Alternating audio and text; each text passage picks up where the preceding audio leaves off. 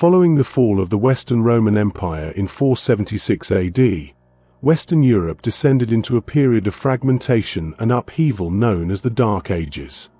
Central authority crumbled, cities deteriorated, and infrastructure decayed, giving way to rural isolation and localized rule.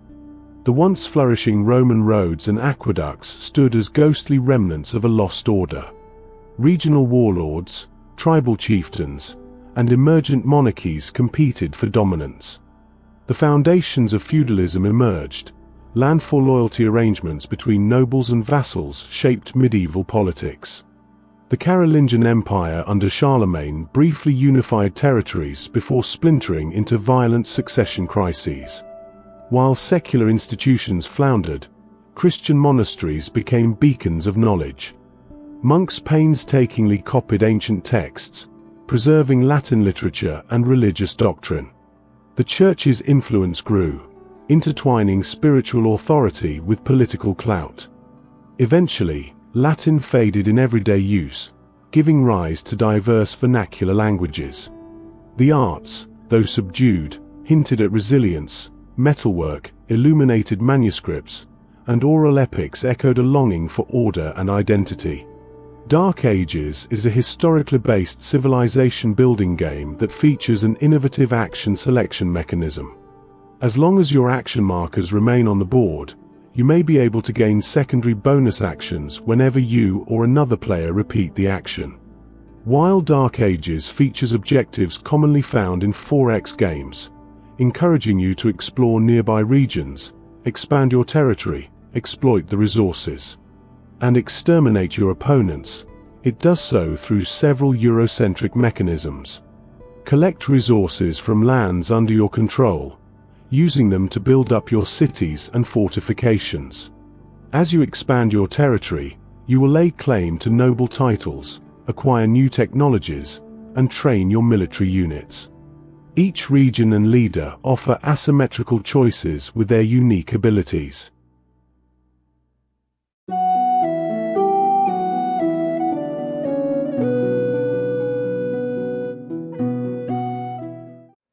Hello everyone, and welcome to the Solo Gamers Club. My name is Keith. Tonight we're going to explore a board game called Dark Ages, Holy Roman Empire. And we're going to be learning to set up these and play the Solitaire version. Now we're going to be using two modules. First one is the Lordlings and Raiders solo play module. The second one will be Grand Buildings. We begin the setup by laying out the map board. The map reflects the eastern portion of Europe. The map is divided into several regions. Those are all of the same color, and then individual provinces within the regions. As a part of the Solitaire rules, several provinces are off limits. Those are out of bounds, and we've marked those with yellow roundels. Around the outside of the map is a victory point track, and that is the basis of the game. We're trying to achieve more victory points than our opponent, and our opponent is the Lordlings. Now each province of the board is tied to a specific resource, and those are color-coded. We have leather, which is red.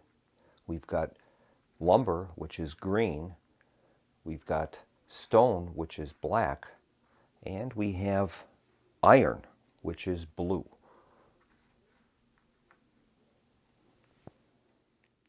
In addition to the map board, we also have what's known as a culture board. And we're going to begin by shuffling our action cards. There's 5 action cards, and we're going to randomly lay them out in the top portion of the display. Our 5 actions include development of culture, maneuver, research, building, and recruit. Those cards will remain in that position for the entire game. Culture board also includes our church track. Churches will become an endgame element. The game can end when 7 churches are played out on the board by either us or the Lordlings. We also have a culture track. both us and the lordlings. We're going to be the brown colored pieces. The lordlings will be the purple. We've also laid out 5 coins corresponding with these rose-colored locations on the culture track. Next, we're going to take a player board and a selection of components of color of our choice. I've chosen the brown. Our player board is going to list our farm track, our warehouse, and our production capabilities, and our army and trophies. We've already placed a corresponding tracker on our culture track and at the victory point track, both at 0. Our next step in the setup is to select our ruler. There's a total of 6 rulers that we can use. Incidentally, this game is played according to the standard rules, in this case for a 2-player game. So what we would do is we remove all of the cards in all of the decks that have a player count higher than the number we're playing. We're playing as a 2-player. So all cards that are 3+, 4+ are removed from the game, except for rulers and for title cards. Now we can either select one of these rulers that we want to play, or we could randomly decide which one we choose to play. I think we'll do it randomly. 1, 2, 3, 4, 5, 6. So here's the roll. We've rolled a 3. So that means we're going to be playing as the 3rd ruler from the top. And that's going to be Nero I the Great, Margrave of Saxon Ostmark. Okay. Since we've selected that ruler, we're now going to make a selection for 3 additional rulers that are going to be a part of the lordlings, our opponents. And I'm going to randomly select the 3 from the available 5, and those will be the rulers that will be opposing. Now, in the solo game, the ruler cards will not be used by the solo player. It's just going to be the starting locations that are listed on the card. So the opposing rulers that we have selected are Henry the Fowler, Burchard II, and Berthold. And those will list the provinces that those leaders are going to be from. So what we do is we examine each of the leaders and we find out the provinces that they're going to be starting in. We have Saxony, Swabia, and Carinthia. So we're going to mark those locations with a city and with a farm using the lordlings colored tokens. First one is Henry the Fowler. He's going to start in Saxony. So we're going to place a city in Saxony along with 1 farm. That will mark the control.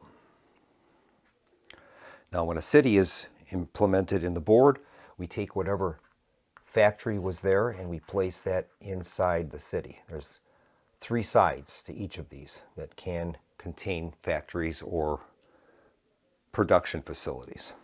The next one is Burchard II, Duke of Swabia. So we're going to place a city in Swabia along with a farm. And then that factory will be placed inside the city. And finally, we have Berthold, Count of Carinthia. And that will start in Carinthia. And we're going to place a farm there and include that production facility in the city.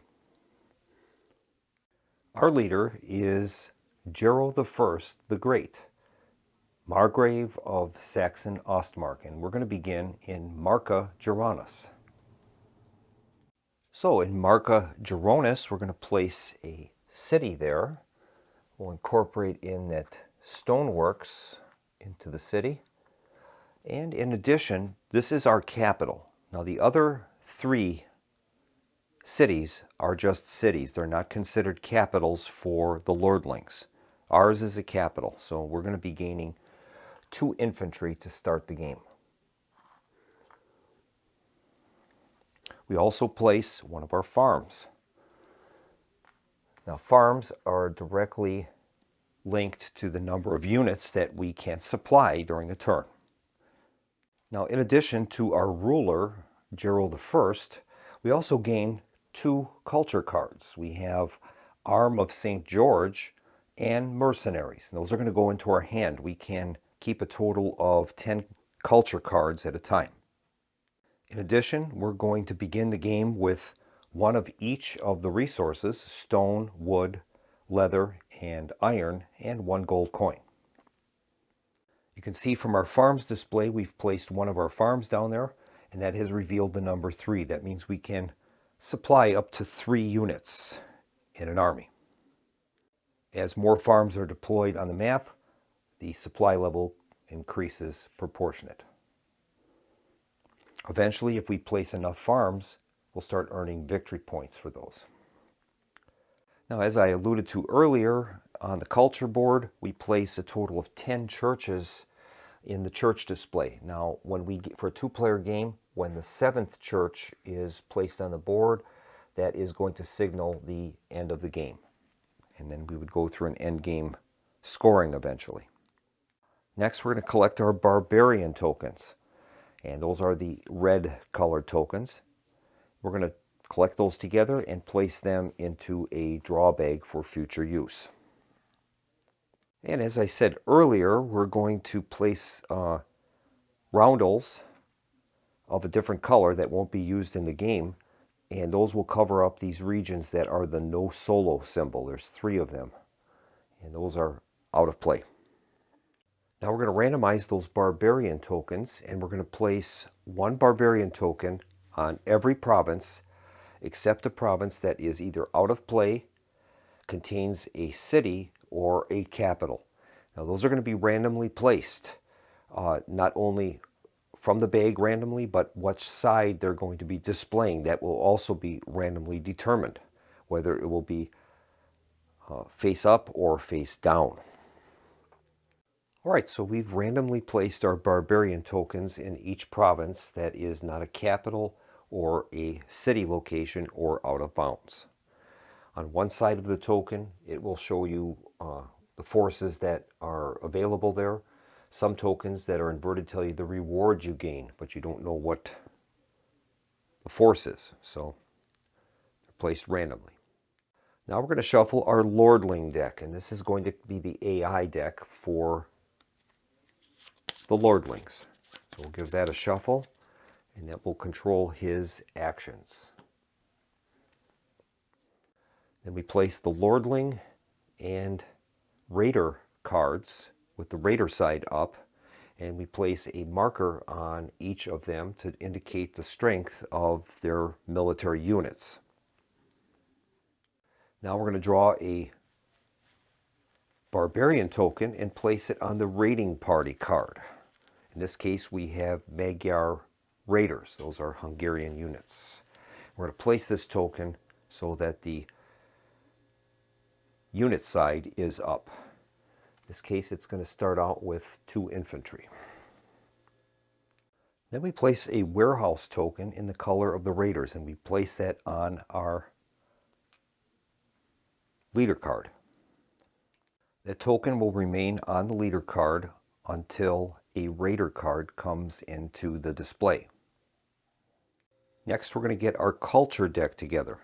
Now, after removing all of the 3+ and 4+ cards and the non-solo cards from the deck, we have a total of 46 of those culture cards left. Prior to assembling the culture deck, we have to decide on the modules that we might be adding. In this case, I've decided to add an extra one called Travels of Benjamin. And those cards will be added into the decks in a specific way. We begin by placing 4 of those cards in the top half of the deck and 4 in the bottom half. So we'll do that. We'll add 4 cards to the top half and 4 cards to the bottom half. Now we're also playing with the Grand Buildings module, and we're going to be adding 4 of those Grand Building cards into the top half of the deck. So, with the original 46 cards, we've added in 8 of the Travels of Benjamin and 4 cards from the Grand Buildings module. So that'll bring us a total of 58 cards. We're going to shuffle each of the 2 halves of the decks now.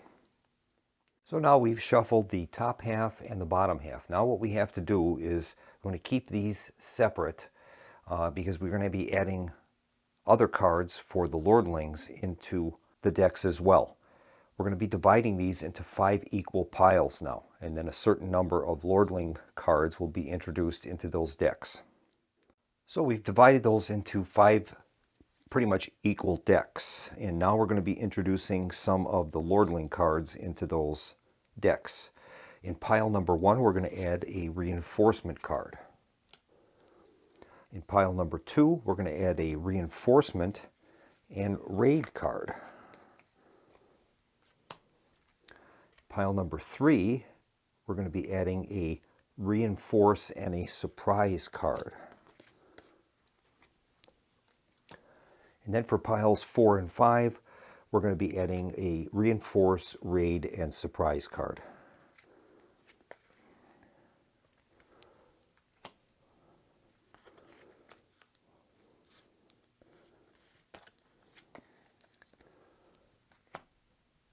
Now we're going to shuffle all those cards into each of the decks, and then we're going to stack them in order with deck 5 at the bottom, 4 on top, 3, 2, and 1, and that will form our culture deck for the game.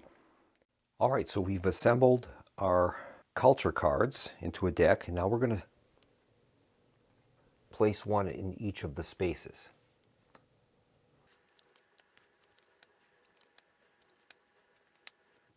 All right, we'll take a closer look at those cards. All right, first we have a military tactics card. Next, we've got an improvement to either infantry or longbowmen. It depends on the level. We can only increase our level in the order from 1 to 2, 2 to 3. We can't go from 1 to 3. Then we have either knights or longbowmen.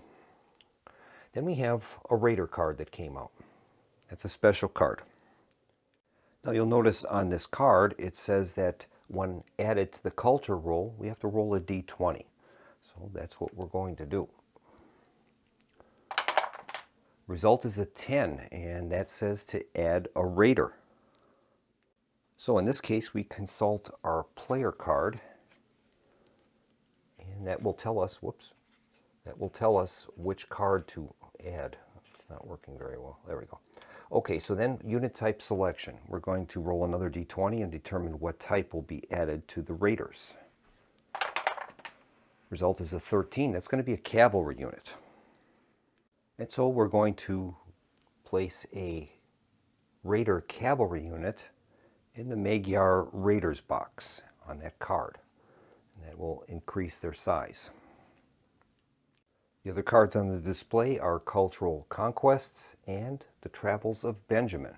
That's a expansion module. Now the Lordlings are going to be the purple. They're going to gain 6 noble discs. We're also going to have 2 other colored discs that are going to represent a special condition known as preparation tokens. And you'll see that we've added that Raider cavalry unit to the Raiders card. Now the Lordlings are not going to collect resources or gold. They're simply going to be tracking their victory points, and they're also going to be tracking their culture points. At the start of the game, we begin with 1 of each of the resources and 1 gold. And that is the setup for the solitaire game of Dark Ages. Now I know what you're saying. You're saying, wow, there is a lot of moving parts out here, and you're correct. We're going to break this down into pieces, and then we'll be able to understand the game better. It's important to remember that we're playing the same as if it was a 2-player game, except with the addition of the Lordlings and the Raiders. Otherwise, all of the 2-player rules are in place. Now the starting player is going to be the Lordlings player. And as per a two-player game, at the start of the game, since the first player has an advantage, they have to sacrifice one of their nobles, and that goes into the exhausted nobles location on the culture board. And so we'll place that token up here in the exhausted nobles area. And now we're ready to actually start the game. But we're going to dig into what's behind all of this and how do we earn victory points.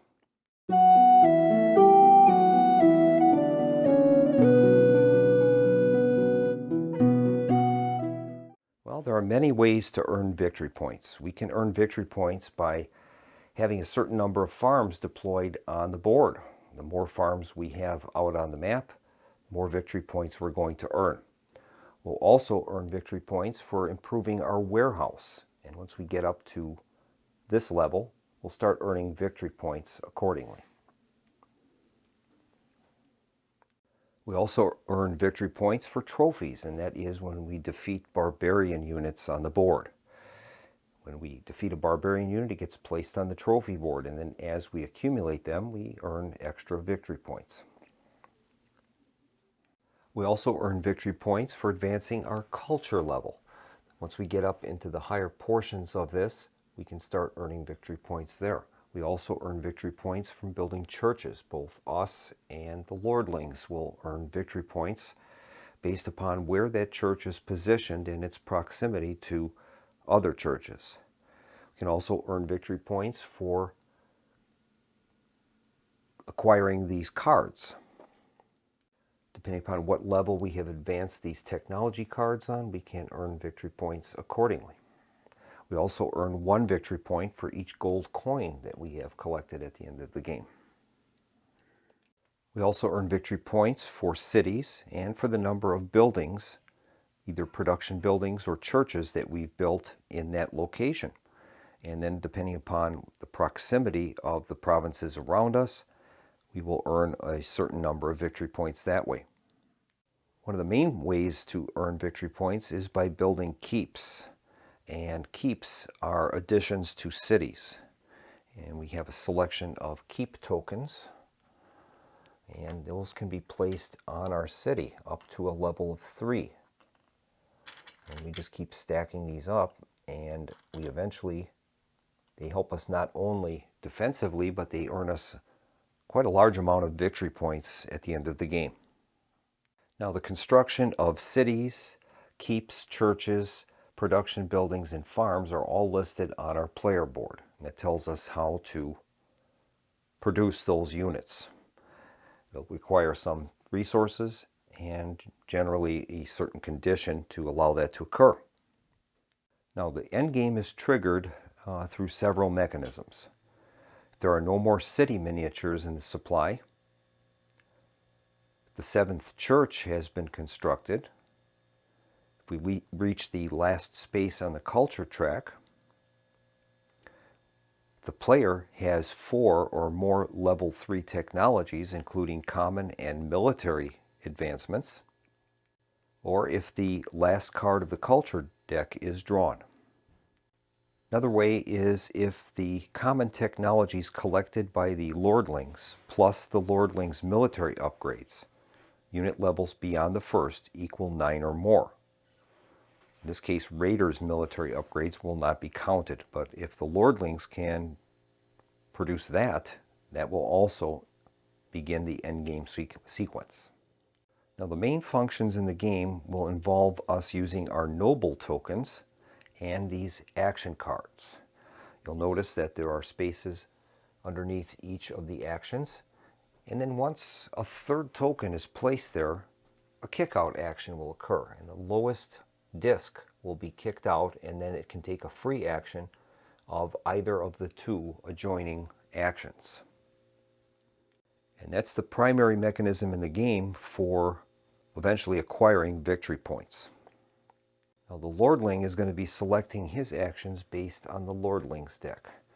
And each turn we're going to flip a card over, and that will tell us what action the Lordlings are going to take. Now, we have to understand the Lordlings are considered to be one faction in themselves. Even though there are 3 Lordling cities starting on the board, they're all considered to be the same faction. The Lordlings are never going to really attack us. Combat that we're going to be ensuing would be from the Raiders primarily. Now, with the appearance of that Raider card, the reinforced card, we're supposed to place that target token that we placed on our leader earlier during setup on a province that we control other than a capital. Well, right at this point, we're just starting the game. We only have a capital. So that target token will remain on the leader card. Now, each of the colored regions on the board have a title card associated with it. Now, in order to acquire a title, we have to control the provinces listed on the card. Now, in the case of Carinthia, we need to control Austria, Carinthia, and Carnola. If that's the case, during a pass, we can acquire that title, and then it gives us victory points. Now, once we gain a title, we can also use that title. In addition to the victory points, we can tip the card, and then that would allow us to repeat an action that we just took, which is quite useful.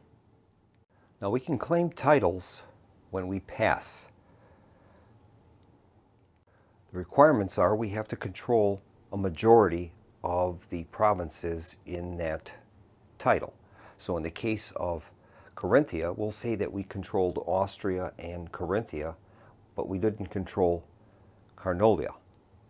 Well, we can still claim that, but we have to have an unused noble disc for each province that we don't control of that group. So in this case, when we passed, we would need to have at least one unused noble in order to claim the Duchy of Carinthia. Now, I downloaded the frequently asked questions for Dark Ages, and there's one major change to the core game that we must be aware of. The original rules, player could pass as long as he has used at least one of his vassals or nobles. But the new game rule change is that players are not allowed to pass before expending at least two of their vassals. So that's a major change in the game. Now, the heart and soul of this game are the actions. During a turn, what we're going to do is we're going to take one of our nobles and we're going to place that on one of these action spaces to gain the action of the card above it. So as an example, say we wanted to take the maneuver action. We would place our token there and then we would execute that action. Now, you have to remember, this is the Dark Ages. This is a feudal system, and these nobles have pledged fealty to us. So when we're using one of those noble tokens, we're giving them a command to do something, and that's what this represents. So in the case of maneuver, it says check your army limit and move one of your armies to a neighboring province. So in that case, we would check our army limit, which is listed on our farms area. So in this case, our farms area says 3. So that means we can supply up to 3 armies.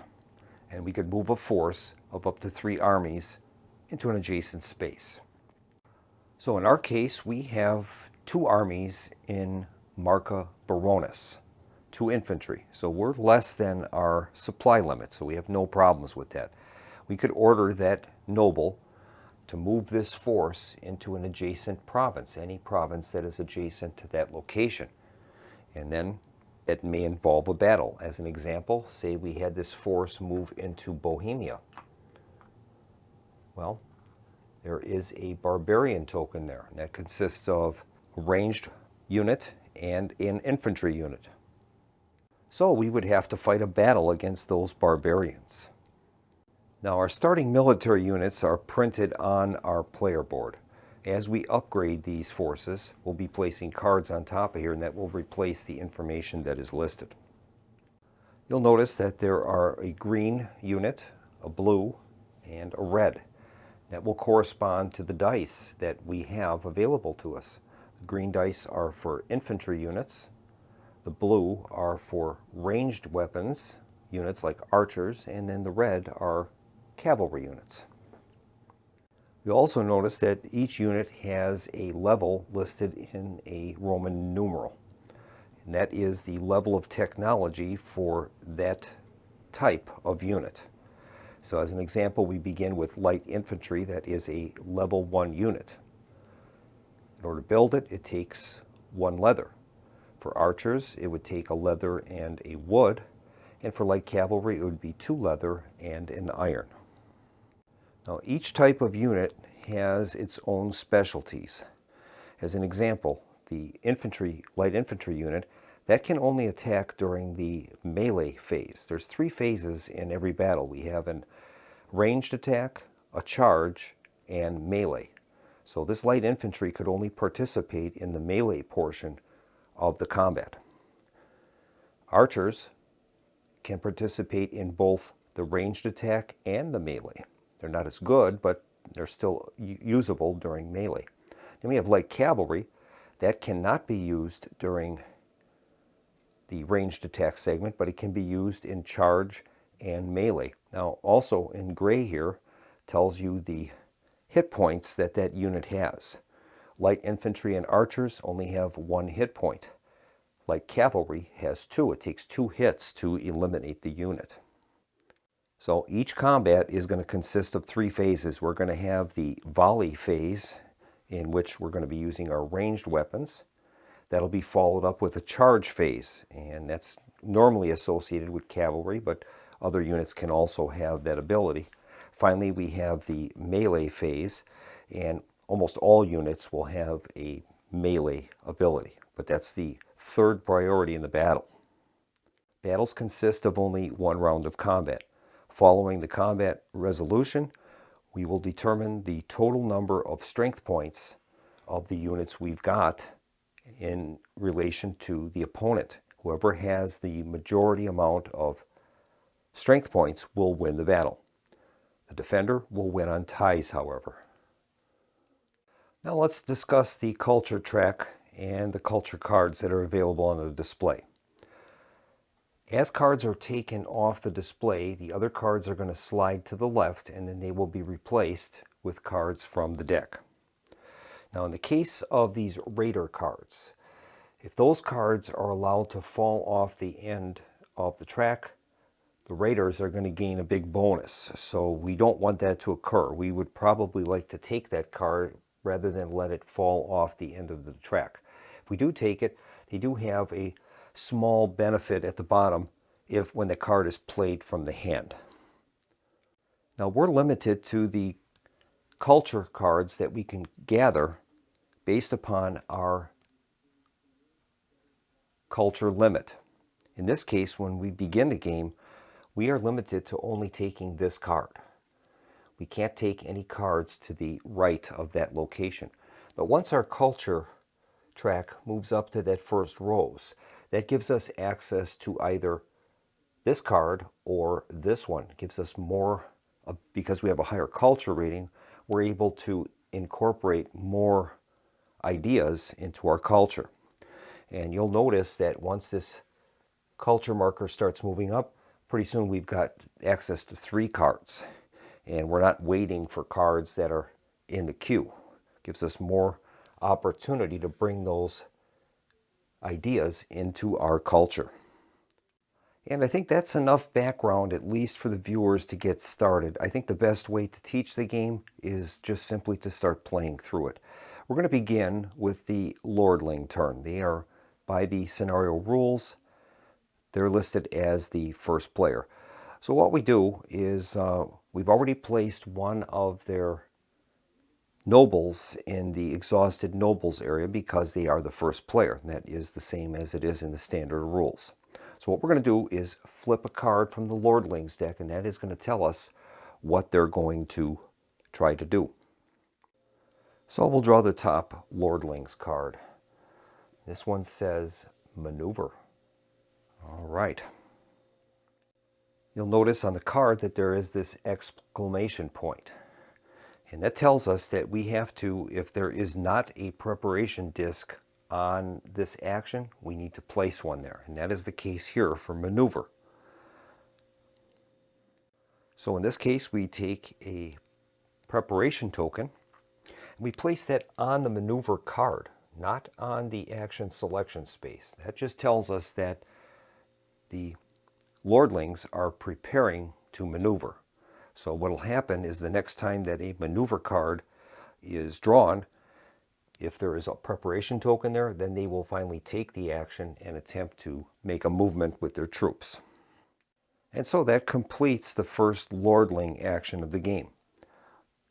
It will switch now to us, and we can decide how we want to use our nobles, our tokens, and what actions we want them to perform. Let's take a look at the map and see what our situation is.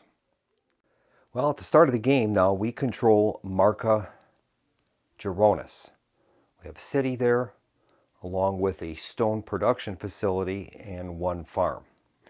Now, first thing we should probably do is examine the provinces that are adjacent to us and see what type of competition we're going to be up against if we invade those provinces. Now, our starting resource in Marca Geronis is stone.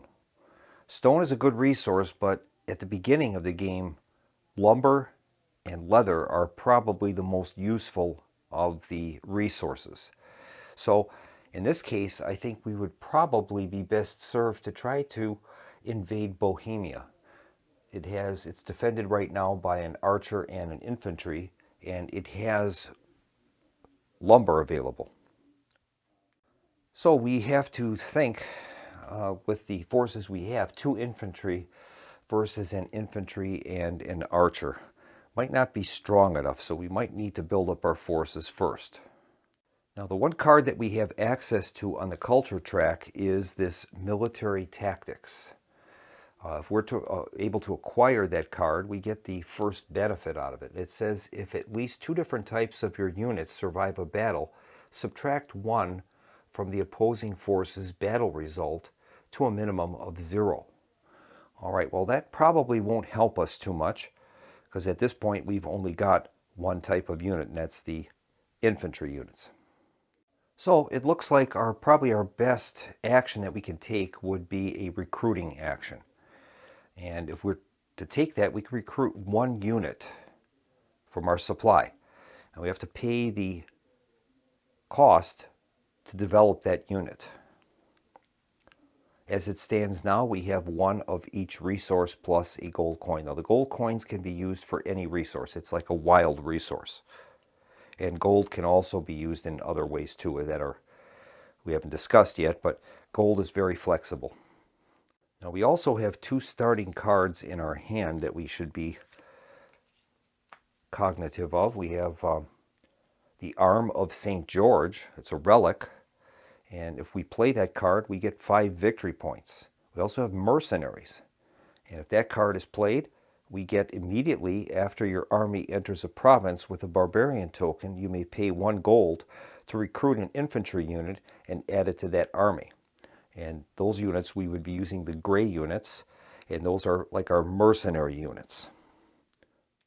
So placing all of that stuff into the mix, we're probably best served to try to recruit either an archer or a light cavalry. And in this case, the light cavalry has 2 hit points, so that would be pretty valuable to us. And I think we'll try to do that. Now, unfortunately, we only have 1 leather and 1 iron. But we could use gold to pay for that leather that we don't have. So I think we're going to produce a light cavalry. So we are going to pay for that with a leather and an iron and a gold coin. And that's going to give us 1 light cavalry unit. And we can place that light cavalry unit in a province we control with a city. In this case, it's going to go in our capital, Marca Geronis. So in this case, we're going to use one of our nobles, and we're going to order him to recruit. So we'll place our nobles token in that activation space, and it says recruit. Recruit 1 unit in a province you control. This province must contain a city. All right, so we're going to produce that light cavalry that we talked about, and we'll place that in our capital. So we'll place that cavalry unit in Marca Geronis, and the resources that we used to produce that unit are going to go into the supply. Now you'll remember that our farms level gives us a supply level of 3. So we're able to supply up to 3 units with our current farm situation. So we've taken an action, and it will now switch to the lordlings again.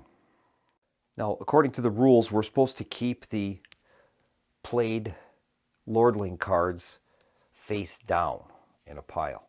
But I don't see much advantage to doing that. I think what they're trying to do is, in case you would forget what that last card was that was played, when a persevere card would come up or something, you wouldn't remember necessarily what that last action was. But it's more convenient to just leave them face up in a discard pile. So that's what we're going to do for the game. And so the lordlings are going to take another card, and we'll see what they're going to do. In this case, it's recruit. So we're going to place a lordlings noble token on the recruit action. And then we follow the instructions. It says place the rarest unit in a province closest to you.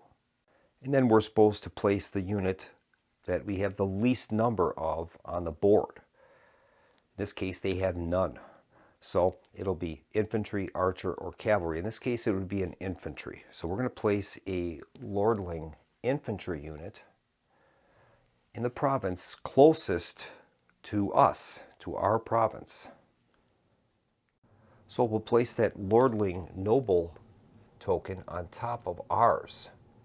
Now, if another token is placed there, a kick-out action will occur for the token at the bottom of the stack.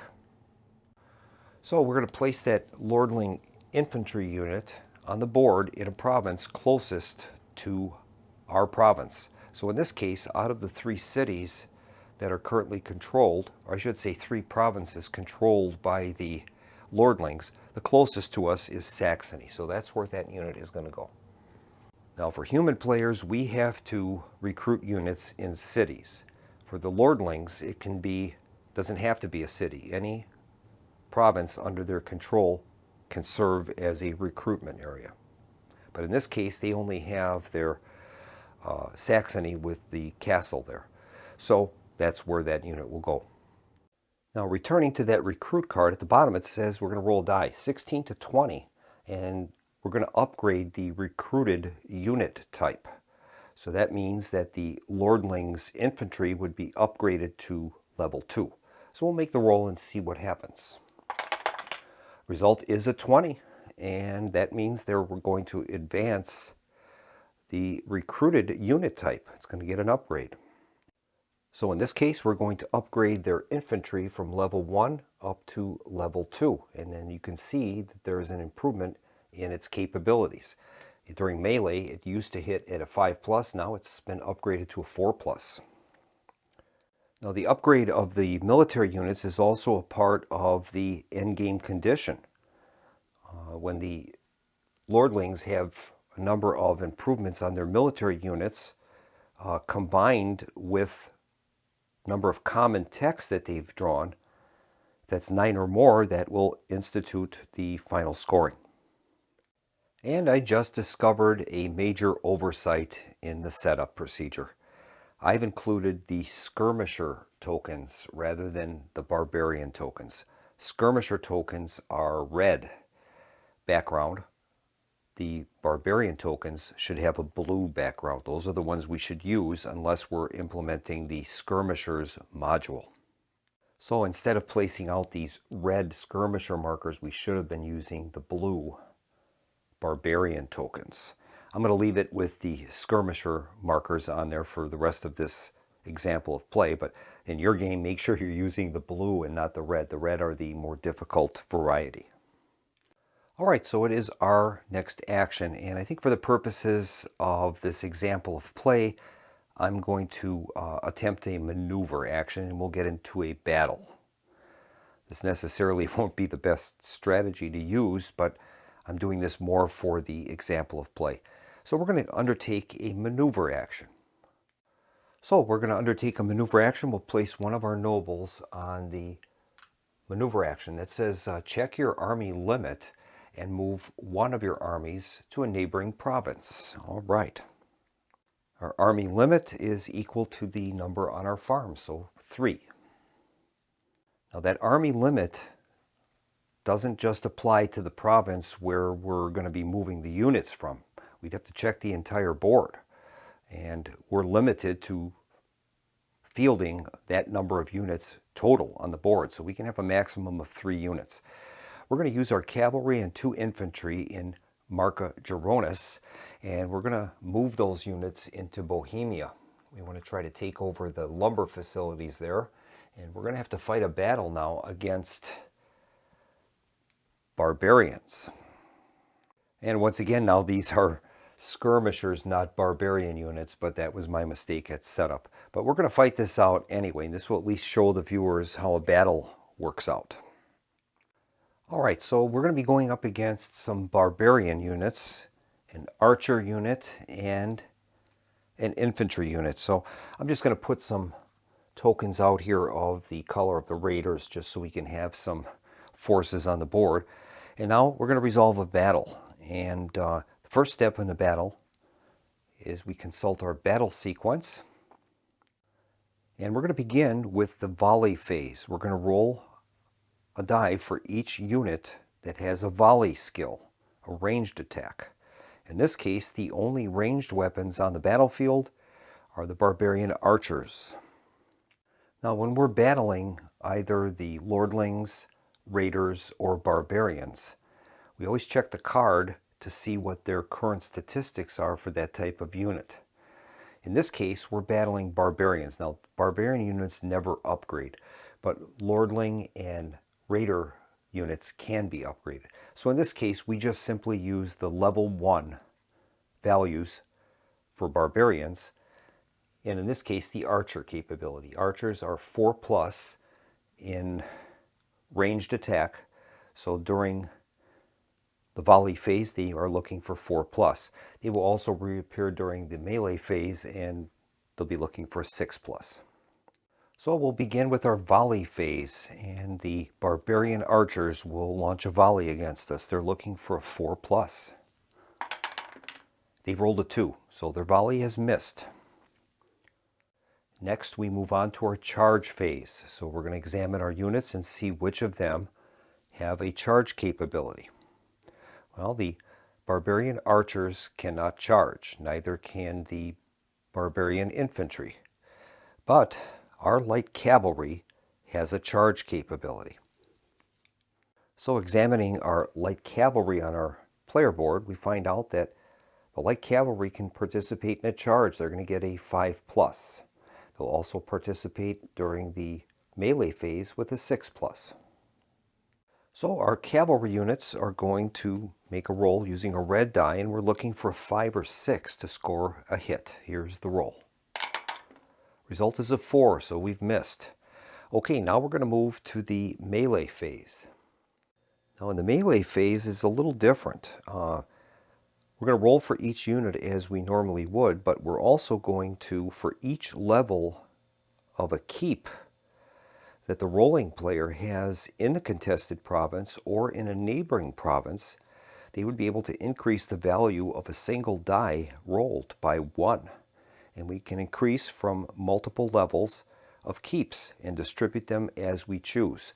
So in the event that we had a keep built in our starting province, we would be able to modify a die roll by +1 for each level of the keep because we are adjacent to that location. The keep is giving us advantages. So that's very important. But in this case, we don't have any keeps. So each side is going to roll 1 die for their participating units. Now our cavalry units during melee are going to be hitting on a 6+. Our light infantry will hit on a 5+. For the barbarians, their infantry is going to hit on a 5+, and their archers will hit on a 6+. So we'll make our rolls first. We're going to gain 2 green dice for our 2 infantry, and 1 red die for the cavalry unit. We'll roll all of those together. See if we can get any hits. All right, well, we have 1 hit from our infantry. We need to roll a 5 or better. So we've scored 1 hit against the opponents. Now the opponents are going to roll. They're going to get a green die for their infantry and a blue die for their archer. Okay, and here's their roll. All right, well, their archer hit. They rolled a 6. So each side has done 1 point of damage. Now the barbarians are always going to attempt to try to kill units. They wouldn't apply that hit to the cavalry because that has 2 hit points. They'll take out one of our infantry, and we're going to do the same. We can take out either the infantry or the archer. We'll take out the archer. So that ends the battle. Now we have to add up the battle strength. Now we would gain battle strength from the level of the battle strength of the units. Our cavalry have 2 battle strength. Our infantry has 1, so we've got 3 battle strength. Barbarians have 1 lone infantry. That's worth 1 battle strength. So we've won 3-1. Now, in addition, we would also add to our battle strength dependent upon adjacent keeps that we would have. If either us or the defender had a keep in the space or adjacent, that would add to the battle strength. In this case, we don't have that. But so we've won 3-1, and we've won the battle. Now, if we had lost this battle, we would have to retreat, and we'd have to go back to the province that we launched the attack from. In this case, we've won, and since it's a barbarian, he does not retreat. He's just removed from the board. So we'll get rid of that unit, and then now we can flip that token over and find out what type of reward we will gain.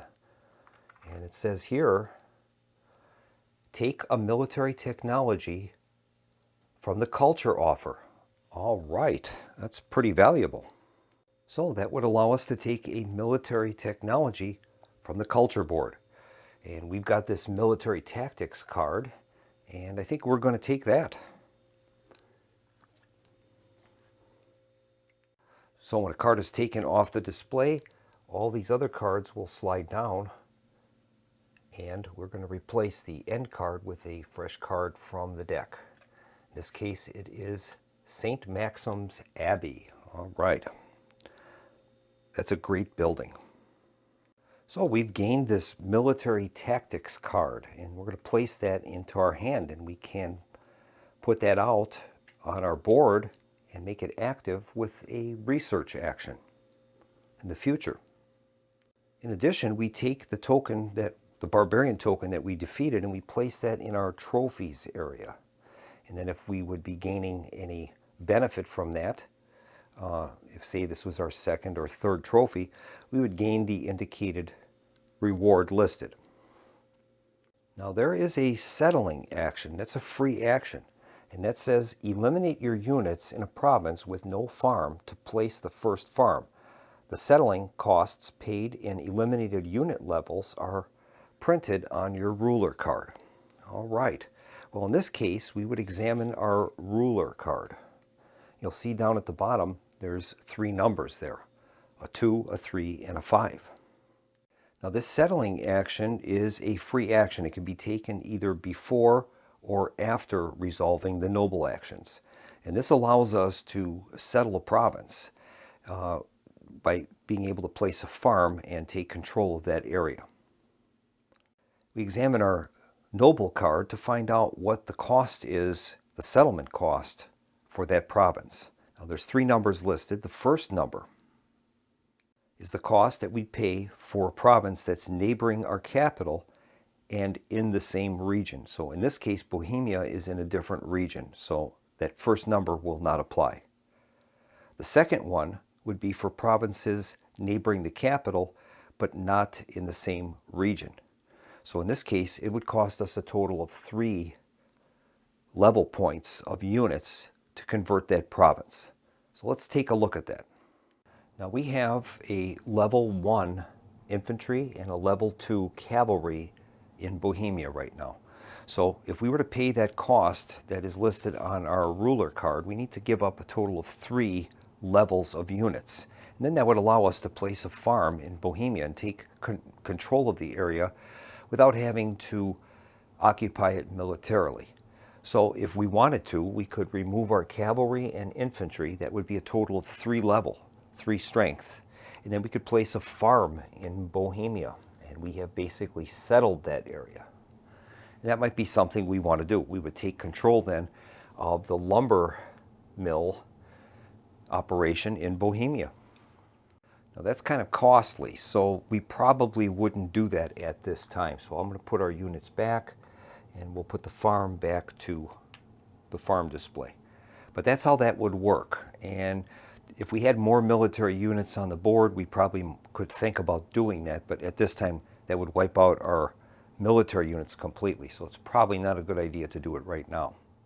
So that would complete our action. We'd move on back to the lordlings, and we'll have them draw another card and see what they're going to do. They're going to do research now. This is one of those cards that has the exclamation point. So we're going to be placing a preparation token on the research card on the display, and that's going to prepare them for that action in the future. So in this case, we will place the preparation token on the research action card. And now they are prepared. When that card comes up again, they'll be able to do either the maneuver or the research action by placing their token on that action space. And that would complete the lordling's action for this card. So it would be our action next. We have a total of 4 nobles remaining in our supply, and I think this time we would try a build action. So we'll place our token on the build action. It says build a city or a new building. All right. So then we would consult the build area of our player card. And that tells us what we need to do to build either a city, a keep, a church, a production building, or a farm. And in this case, I think we're going to build a city. It's going to cost us 1 lumber and 1 stone. It says when you build a city, receive 2 culture points. After building a city, move the production building in the province to that city. When your province is attacked, receive 1 transient archer for the city in that province. All right. So I'm going to elect to build a city in Bohemia. Now this isn't necessarily the best option from a strategic standpoint, but I just want to show the viewers the different possible actions. So we're going to pay the cost. That's going to be a stone and a wood, which we have in our supply. Allows us to place the city in that province, and then we can take any production buildings and attach them to the city. These will go back into the supply, and we've built a city in Bohemia. Now a city enables us to recruit units, build more buildings, and score points at the end of the game. And once again, when defending a province, a city generates a transient archer unit to help defend the city. Now the problem with building a city before we have a farm in the area is we have to keep military units there to keep possession of that city. And that's not necessarily the best thing. But I'm doing this as an example to show the viewers how a build action would work. Now after we build a city, we immediately increase our culture level by 2. So we're going to increase our culture level up 2 points. Now we've reached this rose position on the chart. That means that we can grab this coin, this gold coin, and put that into our treasury. In addition, now this opens up the ability for us to choose either of these 2 cards based upon the position of the culture track. So that was a good move for us in that respect. Now I've already demonstrated how the lordlings cards will work, so what I'm going to do is just continue on with the playthrough as though the lordlings have taken their turn. We'll take our turn next, and I'll try to show you some of the other actions that are available. In this case, we'll say we wanted to take a research action. We'll place our noble down there, and it says, play a new common technology on your player board or pay 1 gold to raise a civil or military technology by 1 level. All right. So when we take a research action, we can select one of 3 options. First option is to play a common technology from our hand into one of the empty slots at the top of our player board. And we place the cards so that the first level is visible. So right now we've got several cards in our hand.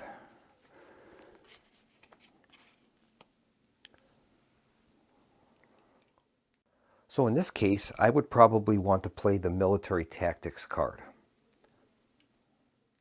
So we take that military tactics card and we place it at the top of our board, and we slide that down till the level 1 option is available. And that says here, if at least 2 different types of units survive a battle, subtract 1 from the opposing force's battle result to a minimum of 0. All right. Another option that we could do is, say we had this existing military tactics card, we can pay 1 gold and increase the level of that card up by 1, and then we can use either the level 2 or level 1 advantage listed on the card. In this case, the level 2 says, if at least 2 different types of units survive a battle, subtract 2 from your opposing force's battle result to a minimum of 0, and it cancels level 1 of this technology. So in this case, we have to use that level 2 ability. But in some cards, you can use either 1 or 2. Now we'll say for an example that we had this military technology card in our hand.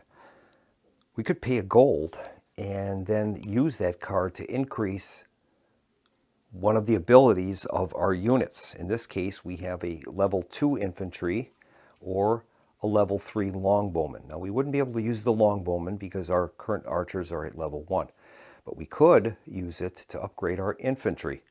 And we would pay the gold and then place that on our display. And then these values now become the active values for infantry. In this case, during melee, they're going to be at, they'll hit on a 4+, whereas before they were at 5+. So it gives us a little bit of an advantage there. And that's how a research action would work. Now the last type of action that we haven't discussed yet is this development of culture. We'll say that we took that action. And that says take 1 card from the culture card offer. Now in this case, this would allow us to take a card from the culture offer at the level of our culture level or below. So in this case, we would be able to either take the reinforced card or this longbowman and knights card. In this case, in the solo game, we'd probably be best served to try to take this reinforced card. That'll prevent us having to worry about that falling off the end of the track. When that happens, the raiders end up gaining a pretty substantial advantage. So we would probably take that card and place that in our hand. And it says here, you may discard this card in a battle as a +1 die modifier. So we could keep that and use that at an opportune time. These cards would slide down and we would refill the track. Now, one other action we should discuss is the pass action. You can pass as a human player whenever you have played at least 2 nobles in the action spaces. You can't pass before that. If by chance you had no nobles left in your supply, you must pass. But you can pass if you have 1 or more noble tokens remaining. And the procedure is, the first thing we do is we discard the leftmost card from the culture track. So that leftmost culture card is discarded. The other cards will move down and we draw a fresh card from the supply. Number 2, if we were eligible to take a title card, we can claim it now. And we would have to have 1 unused noble for each province in that region that we do not control. So once again, in the example, if we had Austria and Carinthia, we would have to place an unused noble into the noble's exhausted space for the Carnola province. And then we'd be able to claim that title with its 7 victory points. Step 3 of the pass action is we get to reclaim all of our noble tokens that are out on the board. We keep the order of the other ones in place. Now, we didn't talk much about this, but this is the warehouse comes into play now. And what we would do here is we check our current level on the warehouse. It has two values on there, sell and hold. First step is we check our sell number. That tells us how many of the resources that we currently have that we can sell to gain benefits. Now, when the units are sold, we check the trade value chart, and that tells us how many culture points we're going to gain for selling a number of those items. So as an example, if we sold a leather, we would gain 1 culture point. We'd move our culture disc on the track up 1. If we sold 2 stone, we'd get 4 culture points. Next, we check the hold level of the warehouse. That tells us how many resources that we can store in between this pass turn and a new turn. So even if we had 6 resources, if our hold value is only 1, we have to get rid of 5 of those 6 because our capacity of the warehouse is only 1. That's why it's important to move our warehouse value up, not only for victory points, but for sell and hold capacity. The next step is we receive 1 gold. When you pass, you get to receive a gold from the bank. In addition, we can also gain any technology effect that triggers with the words immediately after passing.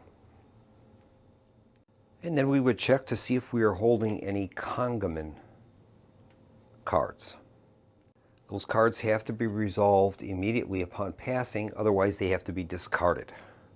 Now in this case, this Kongaman card is the builder. Receive 3 victory points for each city you control with 2 or more buildings, churches and production buildings. All right, so either way we would resolve that and then the card is discarded.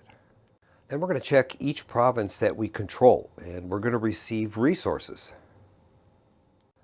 The first production building that we would have in an area, you'd receive 1 production point of that type. So in this case, that building would produce us 1 stone, so we'd receive a stone token.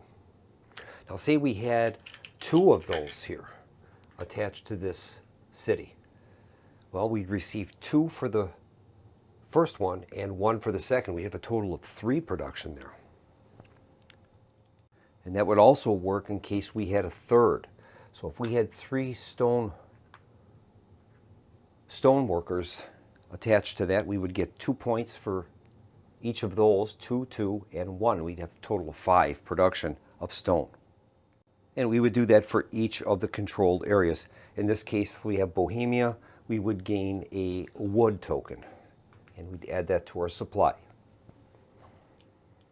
And finally, if we had any title cards that we used to gain extra actions, we would refresh that card, turning it right side up, and then that would be able to be used again in the next turn.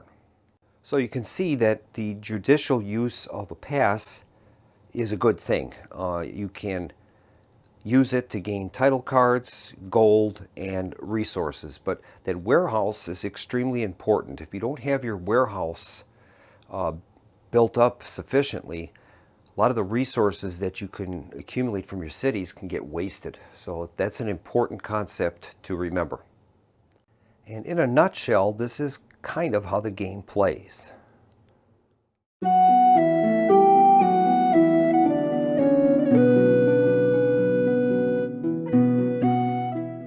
So what we're attempting to do is to gain as many victory points as possible, keeping in mind of the end game situations that can occur, what can cause the end of the game. And sometimes we want to, if we're ahead in victory points, we would obviously want to propel that situation as much as possible. If we're behind, we don't want to take actions that are going to lead to that end game situation. Now, I've done quite a bit of research on this game preparing for this video, and I've noticed that there's a lot of comments on BGG and other sites regarding the solitaire rules for the game. I personally think right now that the solitaire rules seem to work pretty well, but I haven't played through an entire game of this yet in a solitaire situation, so that we'll have to see about that. But for right now, it appears that the Lordlings module works pretty well for solitaire play. Most of the complaints that I've read about the solitaire system is the fact that people decrying the fact that the Lordlings don't actually launch any attacks on the player, and that it's limited to just the raiders in the game. And that may or may not be true. I don't know. We'll have to see how this plays out. And I think in a future video what I'm going to do is I'm going to play through this. I'm going to evaluate whether this solitaire system fits kind of my needs, and if not, I would develop my own personal solitaire system for the game. And perhaps we might try to include something that would allow those Lordling units to target and attack us. We'll have to see how that works out. Now, this is the retail version of the game, and I'm pretty happy with the components that it comes with. As far as I know, the Kickstarter version of this had, instead of tokens for resources, you had actual plastic bits for that particular resource. Leather, you'd have like a leather pelt. The stone, they had stone. For steel, it was like an ingot of steel.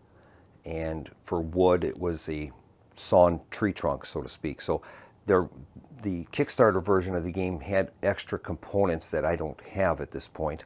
I think those components are still for sale at the game's website, and that was the Board and Dice website. And I kind of perused that this morning, and they did have those components available if I chose to purchase those. I think they were £30 was the cost, or it might have been euros, I'm not sure. But all in all, I'm pretty happy with the game. It gives me a very good flavor of what you would expect in the Dark Ages. The collapse of the Roman Empire and how Europe went into what you could call a Dark Age, and at least relative Dark Age to what Rome was. So right now, with my limited experience of the game, I would have to rate this pretty high, somewhere in the 8 to 9 range. But we'll see what happens after a full playthrough. I might not think so. But we're going to examine this and see how the Lordlings module plays out for solitaire play. And if necessary, we'll develop our own solitaire system for the game. So that's going to bring this solo setup and introductory video for Dark Ages to a close. I hope this video produced enough information for you to make a decision on the game. I'll likely be returning with a full playthrough of the game in a future video. But in the meantime, this is Keith from the Solo Gamers Club signing off and wishing everyone a pleasant evening. Good night.